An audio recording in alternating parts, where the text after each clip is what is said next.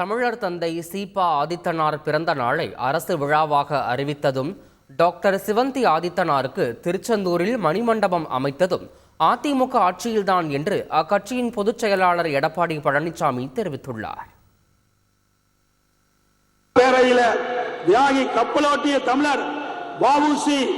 அவர்களது முழு உருவ திரைப்படம் திறக்கப்பட்டது சட்டமன்ற வளாகத்திலே.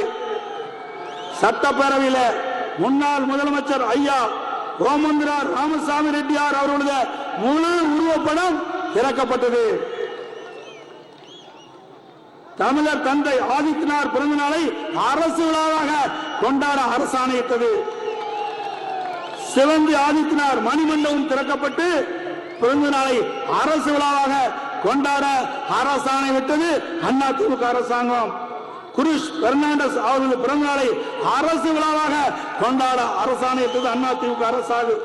வீரபாண்டிய கட்டபொம்மன் படை தளபதிகள் திரு வெள்ளையதேவர் மற்றும் சுந்தரலிங்கம் ஆகியோரது முழு உருவ வெண்கல சிலை தலா 45 லட்சம் செலவில் அமைக்கப்பட்டது அதிமுக ஆட்சியில. அதிமுகவும் தேமுதிகவும் இருவேறு கட்சிகளாக இருந்தாலும் இரு கட்சிகளும் மக்கள் நலன் கருதியே செயல்படுகின்றன என்று விருதுநகர் தேமுதிக வேட்பாளர் விஜயபிரபாகரன் கூறினார். எங்களோட யூகங்கள் யாரையுமே தாக்கியோ தாழ்த்தியோ பேசியோ இல்லைங்க. ஏன்னா எங்கள் கேப்டன் நேர்மையாக இருக்கணும், நாணயமாக இருக்கணும், கண்ணியமாக இருக்கணும் தான் சொல்லியிருக்காரு.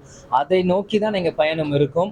நிச்சயம் நீங்கள் அதிமுக தேமுதிகவும் ஒரே மாதிரி தான். அங்கே எம்ஜிஆர், இங்கே கருப்பு எம்ஜிஆர், அங்கே ரெட்டையிலே இங்கே முரசு, இரண்டு பக்கமும் ஒரே மாதிரி தான். ரெண்டு வள்ளலுமே மக்களுக்காக சோறு போட்டிருக்கான் வள்ளல். அதனால இவங்க இரண்டு பேருமே எங்க இரண்டு தலைவர்களுமே அங்க தொண்டர்களுக்கு மக்களோட நலனை கருதி தான் எங்களை பிரச்சாரம் செய்ய சொல்லுங்க. மக்களோட நலன் ஆட்சியும் நடந்திருக்கு.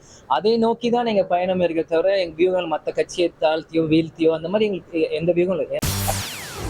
செய்திகளை உடனுக்குடன் தெரிந்து கொள்ள உடனே சப்ஸ்கிரைப் பண்ணுங்க.